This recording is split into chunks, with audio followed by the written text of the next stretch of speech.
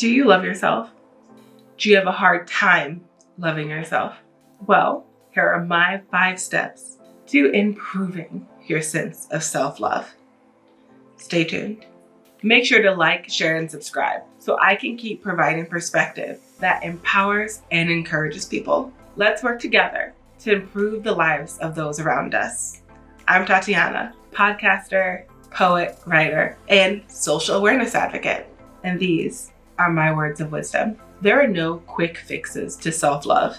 I've done the gratitude journals, the meditations, the affirmations, and still hated myself the whole time I was doing it and when I was finished, especially affirmations, because having to do them reinforces the fact that you're not those things. But that's just me, not everybody. Some people get down with affirmations.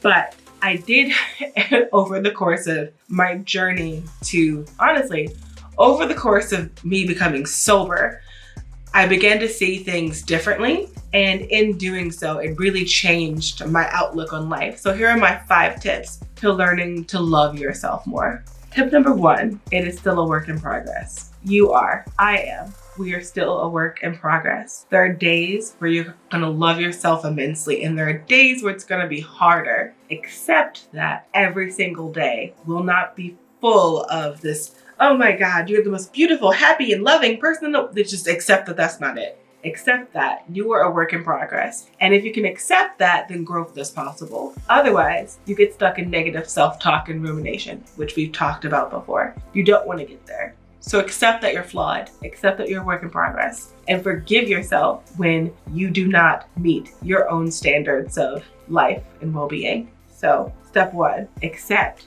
that you are still a work in progress. Step 2, surround yourself with people that see who you really are and won't let you forget it.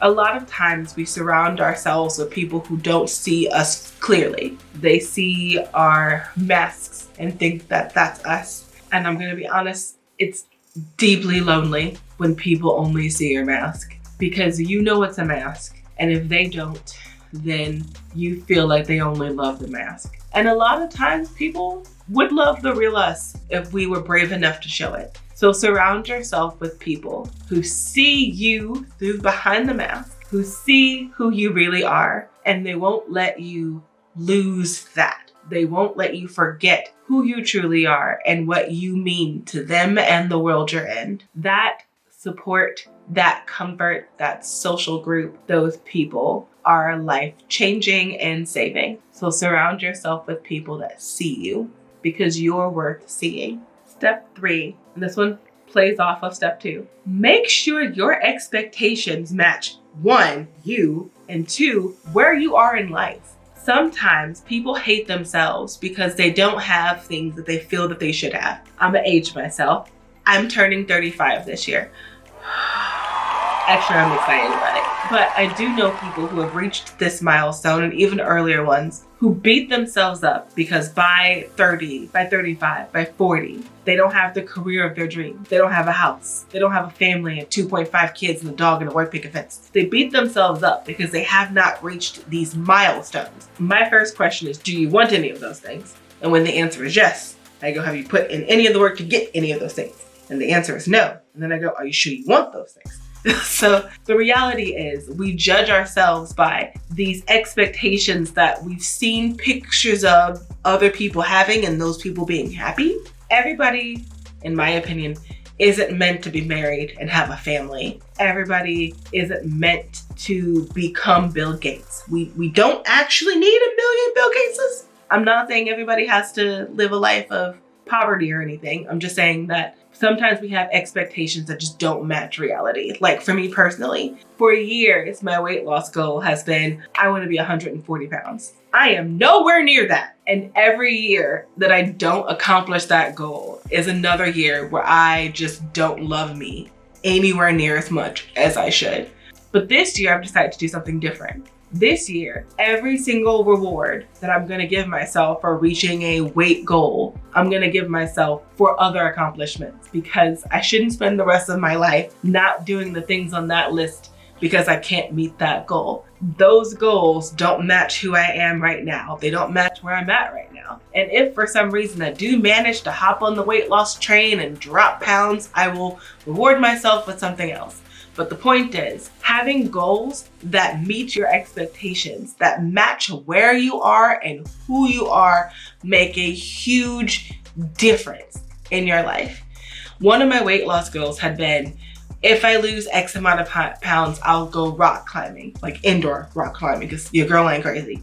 I'll go indoor rock climbing. And so for years I didn't go because it was like, well, I'm not this weight, I can't go. I'm not this weight, I can't go. And then finally my friends were like, hey, do you want to go rock climbing? And mind you, people had asked and I'd been like, no, I can't. And my reason was because one of my rewards for reaching X goal was to go rock climbing. And so finally someone asked and I was like, you know what, let's go do it. And it was such a great motivator that doing that then made me want to work harder to lose weight, as opposed to punishing myself for not accomplishing the goal. So make sure that your expectations match your reality and make sure that they are where you are and where you want to be.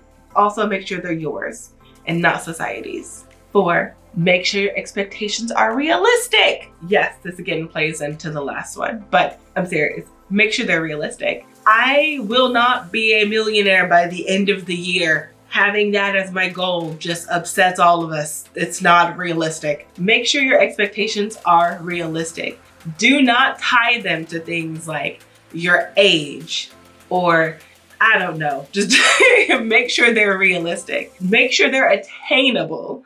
They have to be things you can actually accomplish. And I'm not at all knocking people's willpower. I'm just saying, set goals that meet you where you are and allow you to progress further. I set some goals back in 2020, pre-COVID actually. And there are 5 of those goals. And I wrote them down and put them in this notebook I don't use anymore and I just kind of tossed the notebook. And then I was doing some winter cleaning? I don't know.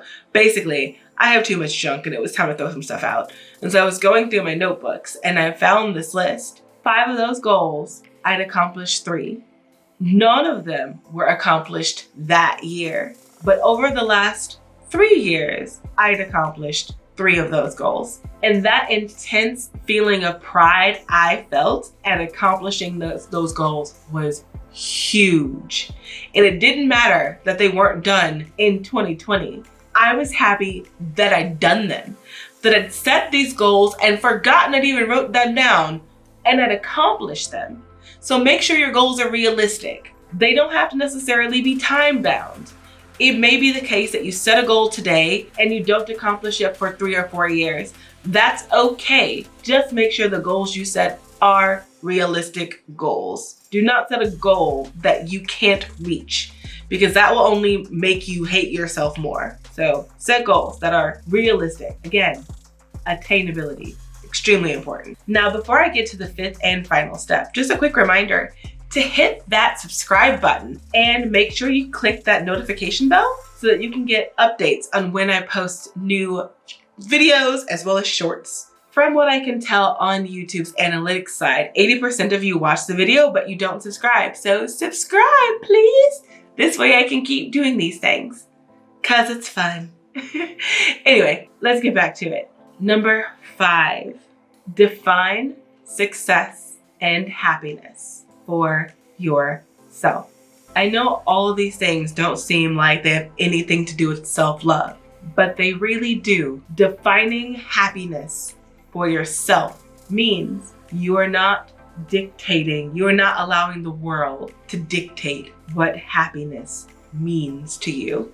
If to you happiness is being able to read a book at 5 a.m. or if you happiness means being able to travel the world, if happiness means a family, if happiness means a thriving career, it doesn't matter. Define happiness and success for yourself. One of my close friends and I have the conversation about happiness and feelings of self-worth, and it really comes down to their idea of success is really them trying to accomplish the same goals as someone else they knew, and they feel this pressure to be like them, and they won't be because they're not that person. Not to say that they can't reach a higher level than that person. The point is they're not them. So using someone else as our mile marker, as our metric for success.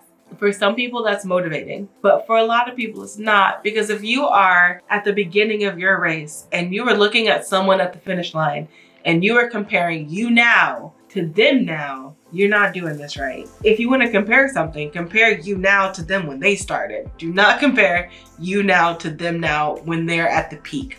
You started at a different time. You ran the race at a different pace. You have to define success and happiness for yourself, whatever that means. For me, happiness looks like surrounding myself with people that I love and that love me back. It means being able to have these social events that mirror my own interests and reflect back to the world how I see it, but also teach me things that I didn't know.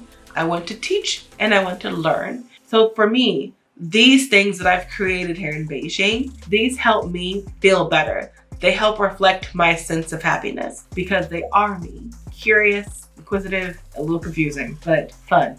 So define your happiness, define your success for yourself. Those are my 5 tips to loving yourself a bit more.